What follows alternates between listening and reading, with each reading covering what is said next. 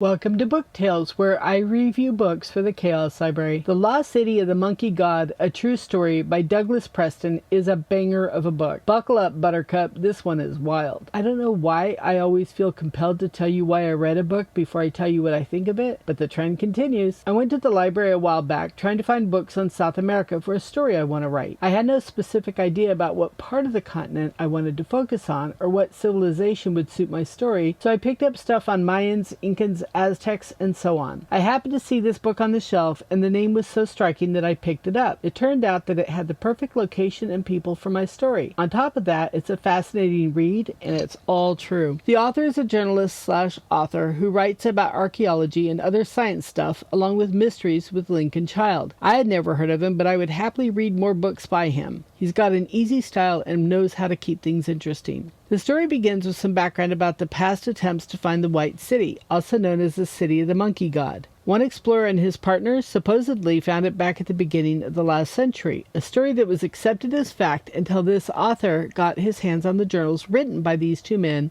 in which they detail their time spent in the jungle panning for gold instead of looking for the lost city. When they returned to civilization, they lied about finding it and no one questioned their story. The only reason these journals got out was because one explorer's nephew went to prison and his wife loaned them to the Smithsonian. The Smithsonian people never even opened them, so it's entirely possible that no one would have known about the deception if Preston hadn't found and exposed them. That is the kind of stuff you can't even make up, and it's just the start. The archaeologists involved used very expensive military technology involving lasers and radar to identify potential dig sites in the deep jungles of Honduras. These sound like some really awful jungles with deadly snakes, quicksand, killer bugs, and jaguars. Against all the odds, the team makes more than one world-shaking discoveries and along the way encounters all of the dangers listed above. Even when they return to the States, their adventures are not over, as many of them contract an incurable, potentially lethal disease. The book ends on a sour note as the author warns us that this disease is moving up into the States and may soon threaten all of us. That was a bummer ending I could have done without. For a nonfiction book, this is a fast-paced story with lots of drama and surprises. The controversy raised by rival scientists when they return reads like something out of the best fiction. For the record, I think their detractors are idiots, but maybe that's because they didn't bother to learn anything about the expedition before denouncing them as publicity hounds. If anything, I think this expedition didn't get nearly enough attention since I had never heard of it before reading this book, and I couldn't find anyone else who had either. This should have been much bigger news. Don't wait for your news outlet to tell you this story. Read the book. I think you'll enjoy it. 4 fascinating and horrific stars. You've reached the tail end. Look forward to another book tale soon, and don't forget to visit the Chaos Library.